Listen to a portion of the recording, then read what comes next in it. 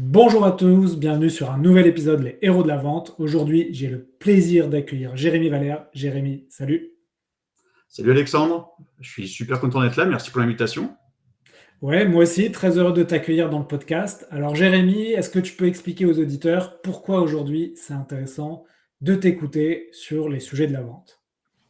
Ok, alors c'est intéressant de m'écouter, bon, c'est un peu la question, elle ne pousse pas trop à la modestie, mais on va dire que moi j'adore transmettre. J'adore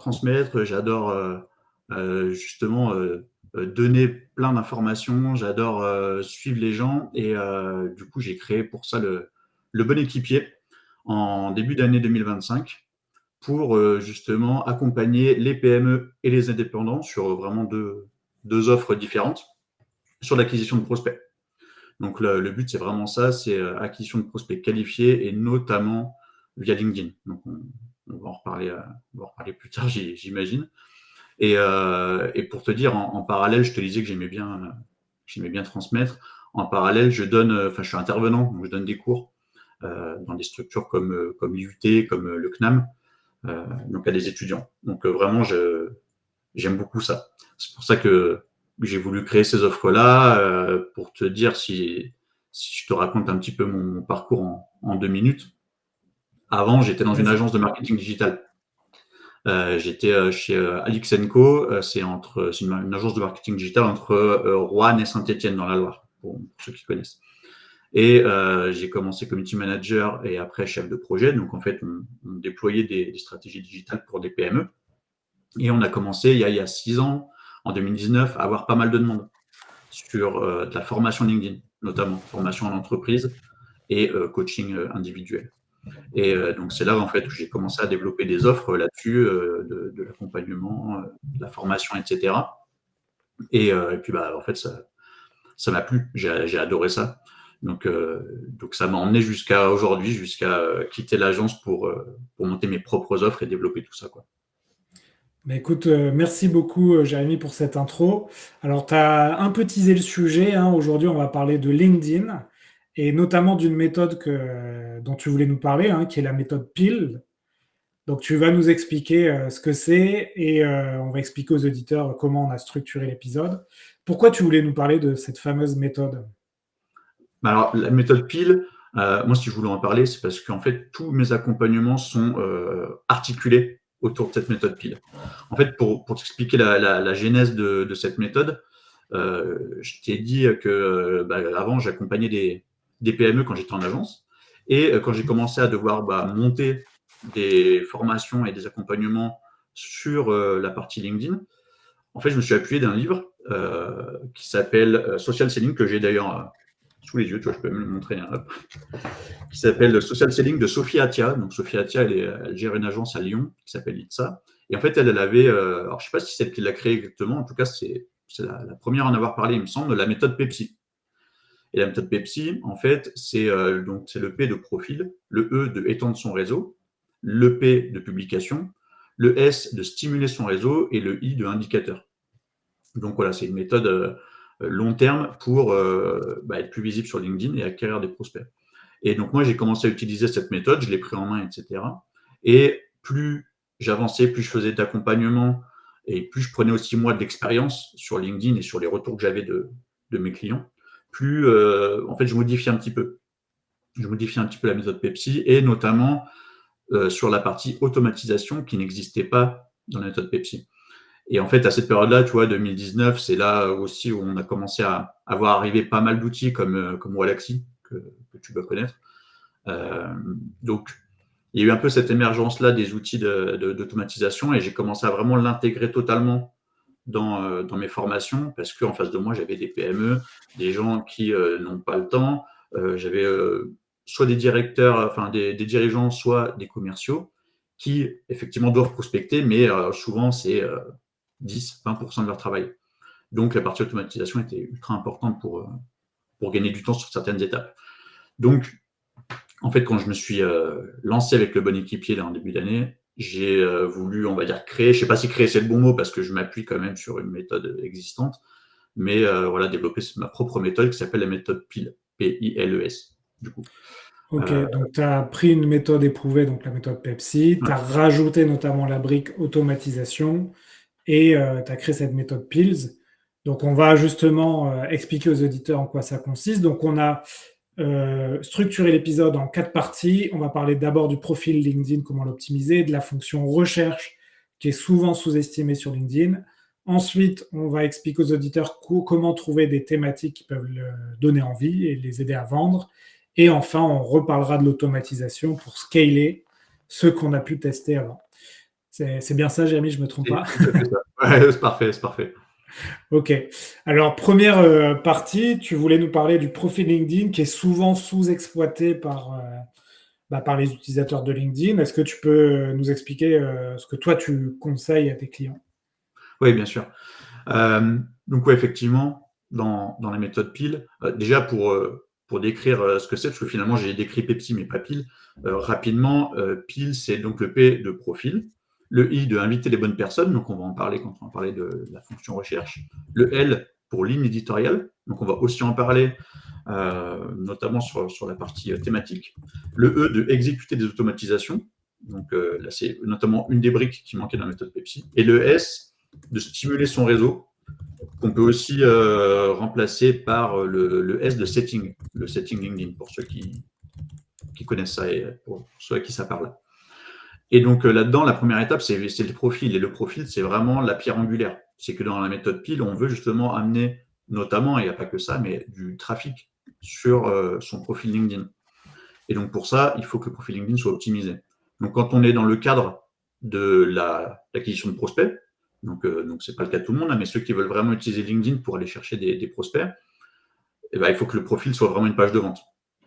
Après, je suis pas le premier à le dire, hein, je sais que tu as déjà reçu des gens dans le podcast comme Christopher Pitong, qui est très bon là-dessus et qui t'a déjà parlé ça, du profil LinkedIn et de le construire comme une page de vente. Donc je vais essayer de ne pas répéter ce qu'a dit Christopher Pitong, et je vais te parler notamment de 2 rubriques qui sont hyper intéressantes et sous-exploitées sur le profil LinkedIn. Juste en intro de ça, moi je dis souvent dans mes accompagnements que en fait, il faut voir le profil LinkedIn sous 2 angles. Et souvent, je prends l'angle algorithmique parce que LinkedIn, voilà, il y a un algorithme derrière, on sait que c'est difficile de déchiffrer. Et plus on va, entre guillemets, remplir des cases, donc c'est-à-dire avoir un maximum de rubriques bien optimisées, du contenu, voilà, tout un tas de choses intéressantes à mettre sur le profil, plus l'algorithme va nous mettre en avant. Et l'autre angle, le deuxième angle, c'est l'angle humain. C'est-à-dire que, évidemment, il faut que quand on arrive sur le profil, l'humain puisse en quelques secondes savoir qui je suis, quelles sont mes promesses, comment, est-ce que c'est éprouvé, est-ce qu'il y a des gens qui ont travaillé avec moi et qui sont contents de ça. Et donc, du coup, je vais en arriver aux 2 rubriques qui sont pour moi ultra importantes. Évidemment, tout le reste, tout ce qu'a dit Christopher Pitton, par exemple, ou d'autres invités, je valide totalement, donc je vais aller sur d'autres, notamment la sélection de contenu. Je ne sais pas si tu vois ce que c'est. La sélection de contenu, c'est C'est vrai que je vois ce que c'est, mais c'est vrai que sans doute, comme beaucoup de monde, je n'ai pas passé beaucoup de temps à sélectionner les bons contenus. ouais, c'est ça. C'est souvent. Alors souvent, on ne sait pas ce que c'est. On l'a jamais vu. On n'a pas trop fait gaffe. Et soit effectivement on l'a, mais on ne sait pas forcément comment l'optimiser. Cette zone, c'est une zone qui est souvent sous la partie info. Elle arrive quand même assez haut dans le profil. Elle est quand même assez vue parce qu'elle arrive haut. Et donc pour l'avoir, pour ceux qui ne l'ont pas et qui voudraient l'ajouter, déjà c'est quand on va dans notre profil et qu'on veut l'optimiser, ajouter des rubriques, on a ajouté une section au profil. Et là, vous avez ma sélection ou sélection à la une, enfin le nom peut changer selon les profils LinkedIn. Et ici, en fait, on peut venir ajouter des ressources, c'est-à-dire on peut ajouter des posts LinkedIn qu'on a fait nous-mêmes, donc les mettre en avant. On peut mettre des images, on peut mettre des liens, on peut mettre d'autres choses, on peut mettre des articles, des newsletters, mais c'est des choses qui se font un peu moins. Mais notamment, le lien est hyper utile parce que, en fait, s'il y a bien une zone où on peut inviter les gens à convertir, donc à cliquer sur une prise de rendez-vous, un lead magnet. Donc un lead magnet, pour ceux qui ne sont pas familiers avec ça, ça va être une ressource gratuite qu'on va donner contre, en général, une adresse mail. Donc c'est vraiment ici qu'on peut optimiser ça. Donc par exemple, on va mettre son lien. On a souvent une image de prévisualisation, tu vois. et cette image, on peut la changer. Donc là, on peut venir vraiment, par exemple, avec Canva facilement, mettre une Faire image où on va l'agréage. mettre la promesse, voilà, exactement, télécharge cette ressource ou prends rendez-vous avec moi 15 minutes pour que je t'explique telle et telle chose. Donc c'est C'est vraiment vrai une... que Vas-y. c'est vrai que cette, section-là, souvent, on l'a fait à un moment donné, puis on oublie un peu, et on y revient 2, 3 ans après et on se dit: «Ouh là là, il faudrait que je mette à jour tout ça». C'est du Ouais. vécu. C'est exactement ça. Et je le vois souvent, hein, souvent. Donc, soit on l'a pas et donc on repart de zéro, enfin, voilà, on la fabrique, etc. Soit oui, on a mis, il y a un jour, on s'est posé dessus, on a mis 2, 3 posts qu'on aime bien, on l'a mis en avant. Et effectivement, on n'est pas revenu dessus. Donc, on a des fois des posts qui datent d'il y a un an ou des choses comme ça. Ou alors même des liens qui n'existent plus. Des fois, je suis déjà tombé sur des erreurs, erreur 404, j'arrive sur une page qui n'existe plus. Donc, ouais, ça, c'est ultra important. Et OK, donc premier conseil, vraiment alimenter votre, sélection de contenu. Première rubrique pour, commencer à transformer votre page LinkedIn comme une page de vente. totalement, totalement. De toute façon, on dit que dans une page de vente, il faut forcément ce qu'on appelle des call to action, des Oui, boutons. Donc là, alors il y a d'autres endroits où on peut en mettre sur le profil LinkedIn, mais alors cet endroit-là, il est fait pour ça, quoi. Et visuellement, il rend bien. Donc oui. ouais, voilà, c'est le première bonne pratique. Très bien. Est-ce que tu as d'autres pratiques sur la partie page de vente? Alors je sais que tu ne veux pas répéter ce qu'a dit Christopher Python, sans doute sur la partie, présentation du Ouais, post, heu et ouais, ce que l'on titre met de en dessous de la profil. présentation, le petit call to action aussi. Ouais. Est-ce que tu as d'autres, conseils? Oui, alors oui, justement pour pas répéter, parce qu'effectivement tout ça c'est ultra important. Il y a une autre rubrique que je mets beaucoup en avant, c'est les recommandations. Donc ça, Ah on oui. va dire qu'on peut difficilement le faire soi-même. Donc effectivement, il faut faire des demandes, etc. Mais la partie recommandation, c'est ultra important. Et dans une page de vente, si c'est le cas, on essaie toujours de mettre des avis clients, des témoignages. Et là, il y a une partie qui est géniale, quoi, sur LinkedIn, recommandations. Et en plus, tout est facilité pour en avoir. C'est-à-dire qu'on peut aller sur le profil de quelqu'un avec qui on est connecté et lui solliciter une recommandation directement sur son profil. Euh, ou recommander la personne elle-même. Enfin, il y a les deux options, soit solliciter, soit recommander. Ouais, donc là, c'est la preuve sociale et effectivement, gros levier pour la vente et pareil, moi je l'ai fait, hein, par le passé, mais je le fais pas souvent, donc je pense que mes dernières recommandations remontent à peut-être 2 ou 3 ans et ça peut être intéressant d'en avoir des plus récentes. Ouais, totalement. Tu vois, moi, quand j'ai une prestation, j'essaie à la fin de demander à la personne, voilà, et si tu as envie et si tu as été content de la prestation, bah, je lui envoie le lien, enfin, je lui facilite un maximum la vie pour lui expliquer comment faire. Je lui envoie tout ce qu'il faut. Et après, si elle le veut bien, elle le fait. Et ça, tout à l'heure, on parlait des deux angles. Mais ça, que ça soit sur l'angle algorithmique, bah, plus tu as de recommandations, plus LinkedIn comprend que tu es quelqu'un potentiellement à mettre en avant. Et sous l'angle humain, ça paraît logique quand on vient et qu'on voit que tu as 10, 20, 30 recommandations et que les gens disent que c'est génial de travailler avec toi, enfin voilà, tous les arguments qui peuvent être ultra intéressants. Ça peut faire la différence quand on cherche différents profils. Ouais, bah, écoute, en tout cas merci pour, ce rappel, fondamental. C'est vrai qu'on Avec l'oublie plaisir. souvent. Est-ce que tu as d'autres choses ou tu veux qu'on passe, à la partie, fonction recherche sur LinkedIn? Non, sur la partie profil, comme je l'ai dit, je voulais vraiment, vraiment pardon, mettre en avant ces deux rubriques pour être un peu différent voilà, d'autres conseils que tu as pu avoir qui sont totalement pertinents. Comme ça, en écoutant Ouais. 2, 3 épisodes, tu peux avoir un, un profil bien complet, quoi. Voilà, donc je vous invite à écouter l'épisode, Les héros de la vente, effectivement, Christopher Python, qui est dédié aussi à ça et Mhm. vous trouverez d'autres conseils pour optimiser votre page. Donc ensuite, tu voulais nous parler de cette fonction recherche. Là aussi, hein, moi je me suis formé pas mal à la recherche sur LinkedIn, mais il y a quelques années, donc j'imagine, il y a des nouveautés à savoir et souvent les gens ne savent pas comment, faire une très bonne recherche sur LinkedIn. Et sous-estime la puissance, de la recherche sur LinkedIn. Qu'est-ce que tu peux nous dire, là-dessus, Jérémy? Oui, c'est ça. En fait, tu l'as bien dit, c'est vraiment la puissance. LinkedIn a un outil de recherche très puissant. Et là, c'est même pas des nouveautés, enfin, je pense que ça existe depuis que moi, en tout cas, que je suis sur LinkedIn. Cette fonction recherche, elle est très puissante et elle est vraiment sous-exploitée. Et je le vois parce que dans des accompagnements, enfin sur tout ce que j'ai fait en accompagnement, je pense que j'ai peut-être eu 95% des gens qui ne savent pas l'utiliser et qui ne connaissent pas notamment les opérateurs booléens. Tu vois, Ouais. je sais pas si tu vois ce que c'est. Oui, oui, très bien, ouais. Tu vas expliquer, mais Ouais, je vais expliquer rapidement. Mais en fait, cette fonction recherche, déjà, il faut savoir que on peut rentrer dans la fonction recherche. Il y en a plein qui ne le savent pas, qui utilisent la fonction recherche juste pour taper un nom. Mais déjà, on peut cliquer sur recherche, faire entrer et arriver déjà dans une zone où on a des filtres. Donc déjà, c'est la première chose à faire, évidemment, c'est d'utiliser les filtres. On a du lieu, on a du secteur d'activité, enfin tout un tas de choses en gratuit, hein, sans, voilà, oui, sans. sans passer par Sales Navigator, Ouais, ouais, bien sûr. on peut faire ça aussi, ouais. Tout à fait. Donc déjà, ça peut déjà permettre de trouver des entreprises ou des personnes dans un lieu, un secteur d'activité. Enfin, on peut déjà resserrer et arriver à trouver des personnes intéressantes. Mais en plus de ça, ce qu'il faut savoir, c'est que en plus de ces filtres, parce qu'il faut combiner les deux, on peut taper des mots-clés dans la barre de recherche. Donc il y en a qui le savent, hein, évidemment. On peut taper, par exemple, directeur commercial, par exemple. Donc, si je tape directeur commercial, je vais tomber sur pas mal de résultats de recherche. Je vais affiner, donc moi je vis à Rouen, donc je vais mettre lieu Rouen, admettons. Je vais avoir 27 pages de résultats.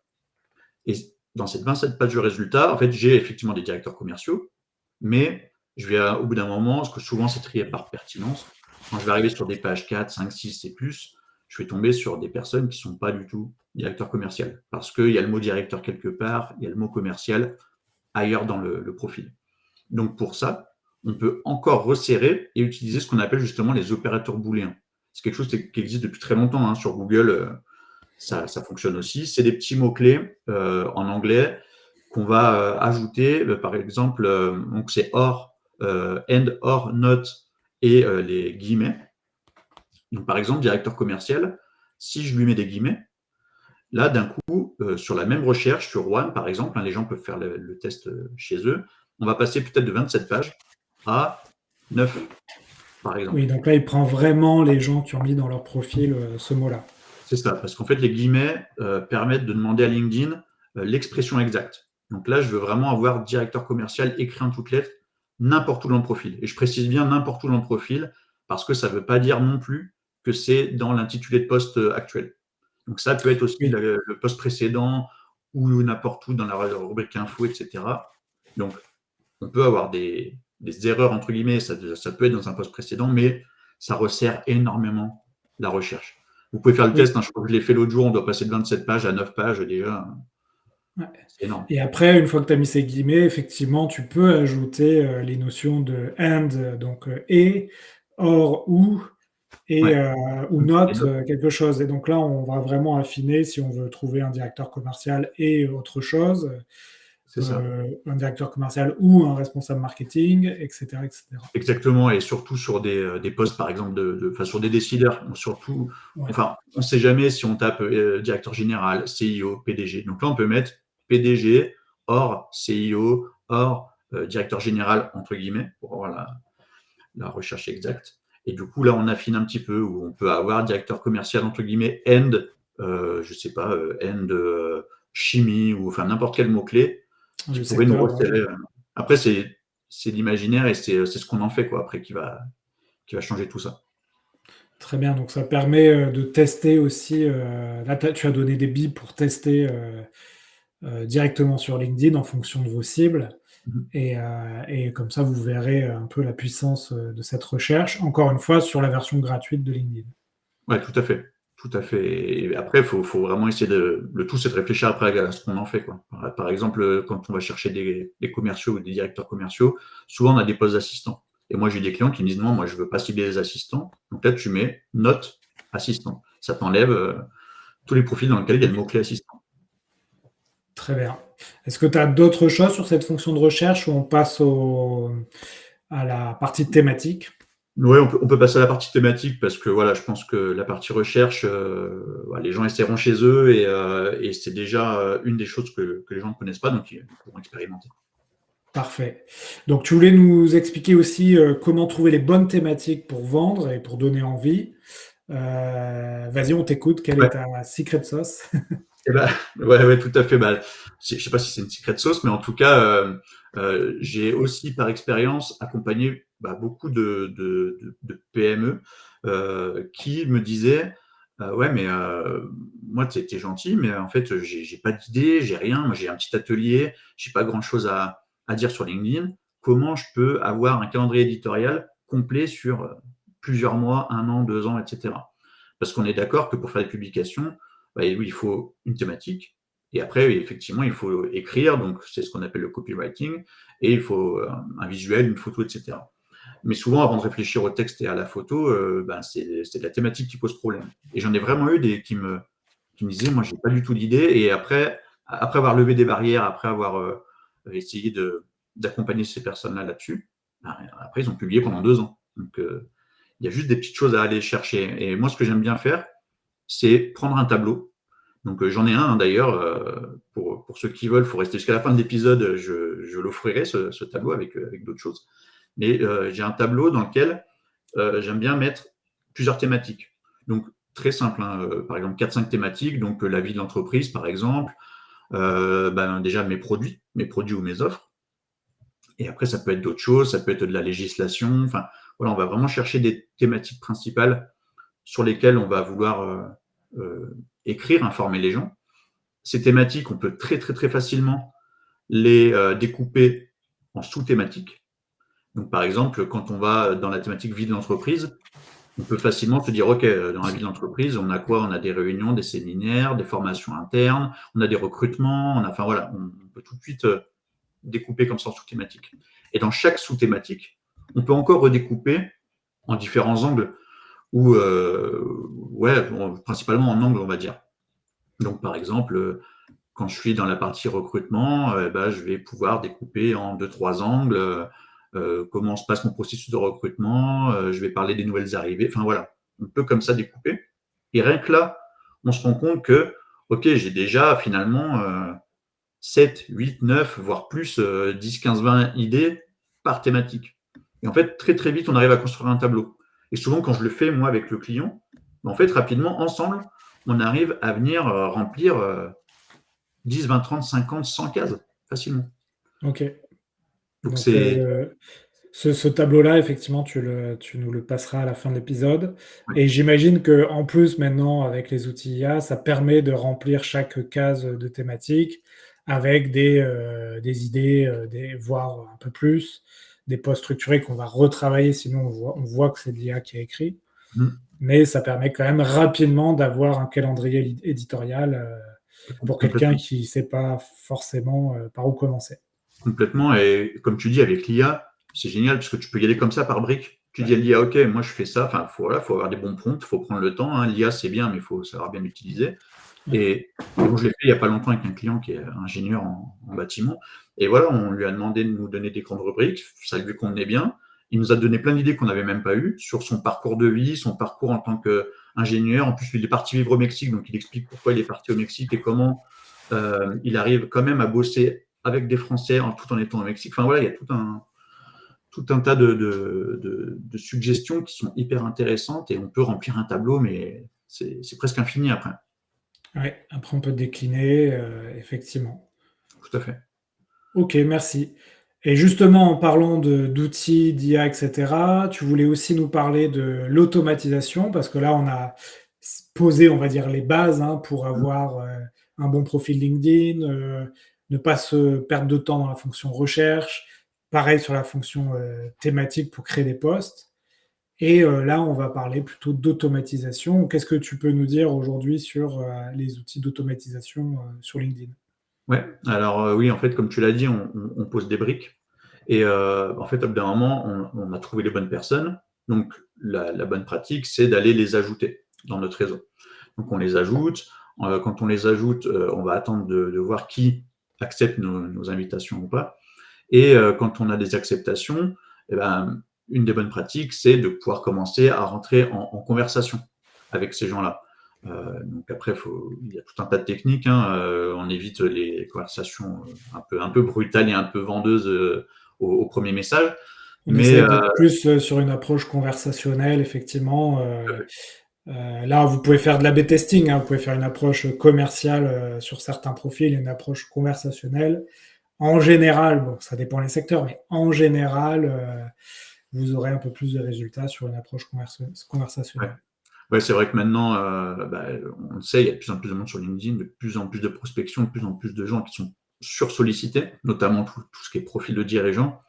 Et du coup, oui, on voit que le côté conversationnel fonctionne de mieux en mieux. Effectivement, ça demande un peu plus de temps, d'investissement, voilà, et de patience aussi surtout. Mais ce qu'on veut obtenir, c'est ça. Donc en fait, ce qui est important, c'est le premier message, il doit pouvoir nous servir de porte d'entrée. Nous, ce qu'on veut, c'est derrière pouvoir discuter avec la personne. Donc Amorcer une discussion, oui. c'est ça. Donc du coup, une fois qu'on a bien segmenté en amont, grâce aux outils de recherche, etc., on sait que voilà, il faut ajouter toutes ces personnes, il faut envoyer le premier message. Et donc ça, rapidement, quand on a bien compris comment ça se passe, effectivement, ça prend du temps. Donc, il existe des outils d'automatisation qui permettent de gagner du temps là-dessus. Mais c'est pas magique. Effectivement, il faut faire tout ce travail en amont. Je le dis bien à chaque fois, je le répète même des dizaines de fois dans mes accompagnements, parce que c'est pas non plus un outil magique. Il faut savoir bien préparer en amont et après, tout ce qu'on a préparé va être automatisé. Et là, justement, on va gagner du temps sur des tâches sur lesquelles on n'a pas de plus-value, quoi. Faire des invitations, envoyer toujours le même message à une cible qu'on a déjà bien segmentée en amont. C'est Mais ça. Et après, pour que cette automatisation soit efficace aussi, à un moment donné, dans le cycle de vente, rajouter très vite de la personnalisation pour pas ressembler à un robot qui contacte de la même manière toutes les mêmes cibles. complètement, complètement. Et c'est pour ça que ces outils-là sont vraiment bien, parce que justement, on segmente en amont, on rentre nos listes dans ce genre d'outils. Donc, par exemple, un des outils phares qui est connu depuis un moment et qui est français, c'est Wallaxy, par exemple. Alors, il Ouais. utilise aussi, il y a aussi Canbox, il y a plein d'autres outils. Moi, j'ai beaucoup utilisé Wallaxy pour moi-même et pour mes clients parce que il a l'avantage d'être ludique, d'être bien fait, d'être facile à prendre en main. Et moi, comme j'avais une cible très industrielle, PME, B2B, etc., c'était très facile à implémenter, quoi. Donc ouais, Wallaxy qui est pas mal là-dessus. Donc c'est ça, on lui donne une liste, on construit un scénario, on lui dit ok, tu as cette liste-là. Avec cette liste, je veux que tu ailles les ajouter. Une fois qu'ils ont accepté, je veux que tu envoies ce message-là, donc ça, avec le fameux bonjour prénom, par exemple. Et donc l'outil va remplacer prénom par le vrai prénom de la personne. Et comme on a bien segmenté en amont, on va pouvoir faire un message le plus personnalisé possible, parce que peut-être qu'on a mis que, je dis une bêtise, les pharmaciens à Lyon qui sont dans telle taille d'entreprise. Enfin voilà, je dis une bêtise, mais donc on Oui, va ça essayer de. permet quand même, même si peut-être si le premier message n'est pas personnalisé exactement sur la cible, ça quand même, permet quand même de mettre un peu de personnalisation sur le secteur et la problématique du secteur. C'est Et ça. j'ajoute, tu as cité Wallaxy, j'aime bien aussi Lemlist, qui sponsorise d'ailleurs ce podcast, qui fait aussi du très bon boulot. Ouais, effectivement. Ouais, Lemlist, j'ai utilisé aussi, et ouais, super outil aussi, qui est même, qui peut être plus poussé même sur certaines fonctionnalités de personnalisation. C'est eux, il me semble, qui avaient fait le buzz avec la personnalisation de vidéos, où on pouvait Oui, personnaliser nos ça vidéos date un avec. peu, mais ça leur a Ouais, permis, je pense, d'avoir pas mal de nouveaux clients. ouais, je les ai connus comme ça, où justement on pouvait personnaliser notre vidéo avec le site web du prospect qu'on ciblait. Enfin, incroyable. Donc ouais, ouais. Tous ces outils sont vraiment top pour ça. Après, il faut une bonne méthode. Parce qu'on peut utiliser tous les meilleurs outils du monde, hein, que ce soit Lemlist, Wallaxy, Canbox, etc. Et il faut vraiment avoir une bonne méthode et ne pas aller trop vite surtout. Moi, j'ai fait l'erreur, hein, j'ai voulu aller trop vite au départ. J'ai mal ciblé. J'ai reçu derrière des messages de je comprends pas, t'es une agence, je suis une agence, tu me cibles. Et ouais, parce qu'en fait, j'avais mal fait ma segmentation en amont. Donc, voilà, bien travailler ça avant. Mais en tout cas, ça peut vraiment être génial parce qu'après, on se concentre surtout sur la conversation. Une fois qu'on a obtenu qu'on a la porte d'entrée, et ben là, on reprend la main manuellement et on fait notre travail un peu de commercial, de closer qu'on est obligé de faire pour justement obtenir des rendez-vous. Ok. Est-ce que tu as d'autres choses à ajouter sur cette partie-là, des choses à ne pas oublier? Non, je pense que je l'ai dit et je le répète assez souvent. Je pense que c'est vraiment la partie préparation. c'est pas magique, il faut bien préparer et voilà, tout soit bien calé, même si ok, ça prend du temps. Mais pour que derrière ce soit efficace, il faut que ce soit bien fait. On pense Ok. souvent que voilà, les outils suffisent, mais non. Donc là, on a parlé effectivement du profil, de l'invitation, de ligne éditoriale. Qu'est-ce que tu entendais dans le Pils sur la ligne éditoriale? C'est le profil exact En fait, non, également? ligne éditoriale, c'est vraiment la partie publication. La Ok, partie ah ligne oui, éditoriale, ouais, c'est ça. En fait, ça englobe la partie ah publication. oui. Et donc, quand on construit une ligne éditoriale, tu vois, on choisit nos thématiques, le ton, etc. Donc, D'où le ouais, tableau dont tu as parlé c'est tout ça. à l'heure pour intégrer cette ligne éditoriale, C'est ça. préparer, On est etc. sur publier. Ouais. On est en fait sur le P de Pepsi de publier. En fait, c'est juste Ok, que je l'ai renommé, on va dire, pour que ça fasse un mot facile à retenir. Tu vois. ok. Et ensuite, tu ajoutes la partie automatisation, donc c'est le Ouais. E, exécuter l'automatisation. Et enfin, tu avais le S, stimuler son réseau. Donc là, qu'est-ce que tu entends par là? En fait, stimuler le réseau, ça va être tout ce qu'on peut venir ajouter tout autour de ça, limite quotidiennement. C'est-à-dire que une fois que tu as ton réseau, que tu fais tes publications, enfin voilà, que tout ça, ça roule, bah, Ouais, pour être encore plus vu et aller chercher encore plus loin les prospects, bah, il faut liker, commenter. En fait, c'est ça, stimuler le réseau, c'est montrer que tu es là, très bien. montrer que tu es visible. Donc, Oui, ne c'est pas la partie hésiter. plus interaction, Ouais. commenter des choses sur LinkedIn, en sachant que moi, depuis plusieurs mois, là, je mets un peu plus d'énergie sur la partie commentaires et j'ai l'impression que ben, ça fonctionne, hein, que ça Ouais. rapporte aussi pas mal de clients. Et limite, certains jours, je ne poste pas, mais je fais que des commentaires. Alors pertinent, là aussi, hein, pas juste super intéressant, bravo. Ah oui, oui, oui. Là aussi, vous pouvez vous aider un peu de l'IA pour avoir des commentaires un peu plus construits. Mais ne pas négliger ça, essayer de cibler, moi j'aime bien faire un tiers, un tiers, un tiers, c'est-à-dire, un tiers de gens qui sont à peu près de votre niveau en termes d'abonnés, de médiatisation, et cetera. Un tiers un peu plus de stars, pour, Mhm. peut-être bénéficier de leur aura et un tiers de gens peut-être moins connus, un peu en dessous de vous, mais ça vous permet de leur donner de la force et puis eux vous commenteront aussi en retour, normalement. Ouais. J'aime bien diviser comme ça moi aussi mes Ouais, c'est commentaires. parfait. Enfin, ouais, ouais, c'est vraiment parfait. Puis comme tu le dis, la réciprocité sur LinkedIn fonctionne très bien. Donc, Mmh. ouais, ça marche bien. Et en plus, en ce moment, on entend beaucoup de choses sur LinkedIn, notamment sur les commentaires via l'IA, parce qu'il y a de plus en plus de gens qui commentent beaucoup, justement, parce qu'on sait maintenant que c'est important. Mais soit des commentaires bateaux, soit avec de l'IA. Donc, justement, essayer d'avoir des interactions humaines, sincères, etc. Et moi, il y a des jours où je me rends compte qu'en ayant beaucoup commenté d'autres posts, j'ai des invitations qui arrivent plus qu'un autre jour, quoi. Je me rends compte qu'il y a vraiment une corrélation entre le temps que je passe à commenter, à faire des commentaires vraiment euh, ben, sincères et humains, et le nombre d'invitations que je reçois.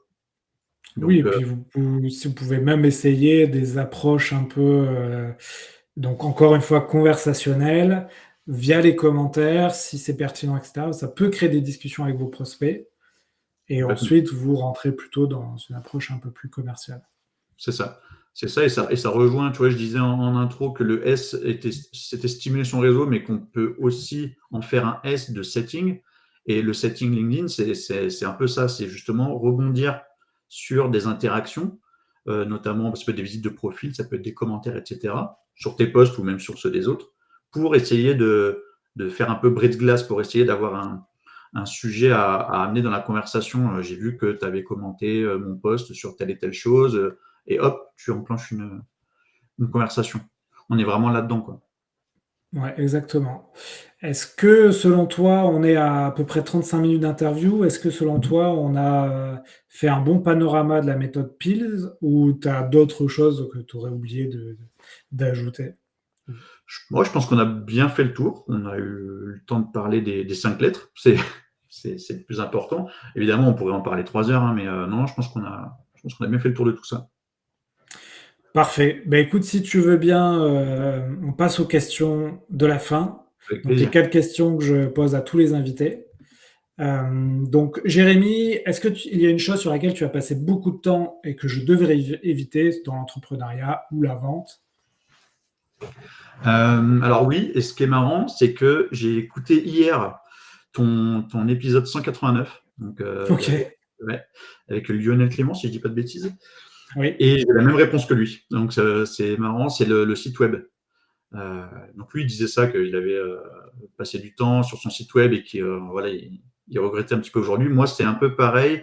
J'ai mis un mois entier, mais quasiment ouais, tous les jours, à créer. Je l'ai créé moi-même, à créer mon site web. Et au final, je pense que j'aurais pas dû passer autant de temps dessus. Et on me l'avait dit en amont que en fait, c'est pas la priorité. Il vaut mieux avoir une bonne page de vente ou construire d'abord son tunnel d'acquisition. Donc, du coup, je rejoins le podcast 189. Là, j'ai exactement la même réponse que lui. Euh, c'est là-dessus que j'aurais dû passer beaucoup moins de temps. Mais bon, maintenant je l'ai Parfait. et je suis content. Parfait. Un peu dans le même ordre de questions, est-ce qu'il y a un changement d'état d'esprit que tu as fait selon toi, beaucoup trop tard? Oui, je pense que c'est comment dire, ne pas oser vendre, avoir peur de vendre. J'avais ce problème-là déjà en agence avec mes clients. J'étais très mal à l'aise au moment ouais, de vendre ou d'essayer des fois même, enfin c'est légitime hein, d'apporter une solution en plus à mon client, mais j'étais mal à l'aise au moment de lui dire, bah, par contre c'est payant ou par contre il faut rajouter ça. Je pense qu'on est nombreux dans ce cas-là, notamment en marketing. Les marketeurs font pas forcément des bons vendeurs, mais ouais, ce côté un peu peur de la vente et je me suis amélioré là-dessus. J'ai beaucoup moins peur de vendre. C'est naturel de vendre. On a des solutions qui répondent à des besoins. Et donc maintenant, j'ai pris un peu plus de confiance là-dessus. Mais ouais, peut-être trop tard. Enfin, c'est jamais trop tard, mais un peu tard, ouais. Voilà, ouais, la vente, c'est une posture quand même, effectivement, on a besoin de déclic, pour, relativiser, l'acte de vente et comprendre qu'on apporte des solutions, en fait, aux personnes qui achètent, tout simplement. Ouais, c'est dur, hein. Mais, il faut des événements, des expériences pour avoir ce déclic et ensuite tout roule. C'est ça, c'est ça. Moi, j'avais fait une super formation là-dessus, justement, juste à la fin de mon expérience en agence, qui m'a débloqué aussi un peu là-dessus. Parfait, parfait.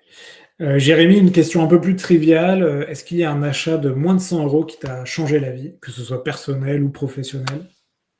Oui, et il rejoint un peu les deux. C'est personnel, mais qui sert pour le professionnel.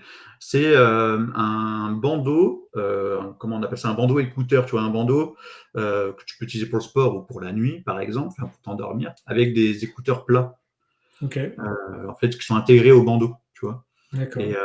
Et du coup, avec ce bandeau, parce que je consomme énormément de podcasts, j'adore les podcasts, donc enfin, tous les jours, tous les soirs, je m'endors avec ce bandeau-là avec justement les écouteurs plats au niveau des oreilles. Donc du coup, tu peux te coucher, tu peux t'endormir avec, tu te réveilles avec le lendemain, enfin il est à moitié sur ton front, etc. Mais ça fait pas mal aux oreilles.